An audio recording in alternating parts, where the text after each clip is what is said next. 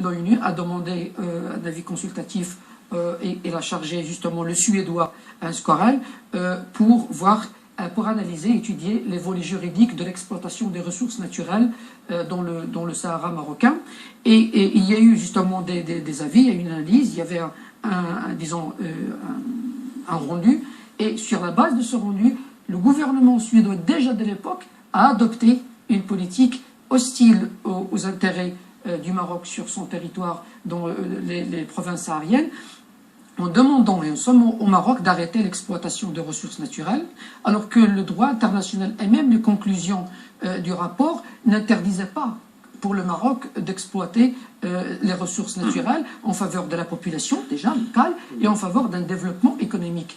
Et là, il faut voir quels sont les rapports de l'ONU concernant le développement économique des régions sud du Maroc, le Maroc ne se positionne pas comme une puissance coloniale, occupant un territoire, mais c'est au contraire, elle a développé la région depuis déjà en 1975 et il le continue. Ça veut dire que les ressources naturelles sont là pour développer la région et il me semble que déjà après cela, en 2005, il y a eu le plan Becker 2.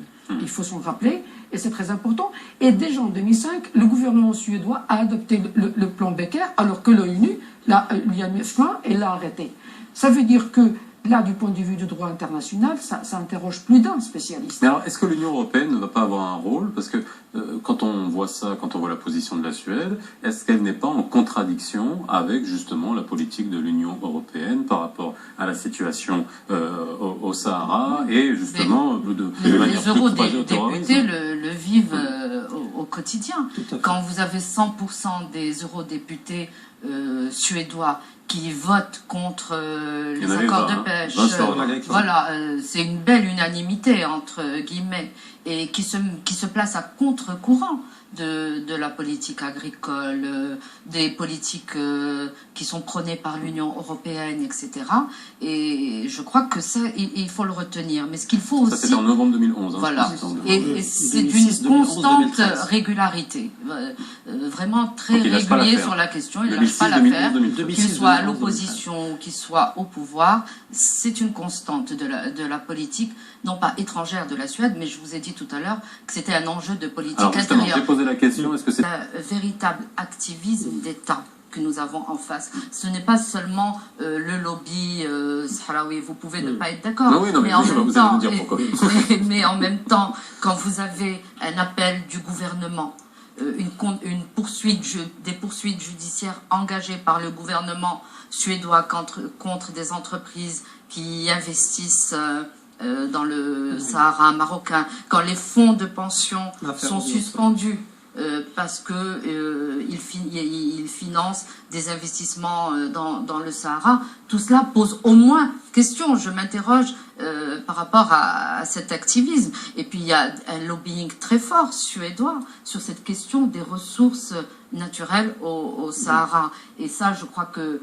Et ce qu'il faut aussi retenir, vous parliez d'erreurs politiques, c'est que l'opinion publique suédoise a été aujourd'hui façonnée et elle a grandi et elle a été arrosée à l'aune de cette question du Sahara. Qu'on sache que depuis 5 ans, le ministre des Affaires étrangères suédois écrivait au Conseil suprême des Nations Unies pour élargir les compétences de la MINURSO. Depuis 5 ans.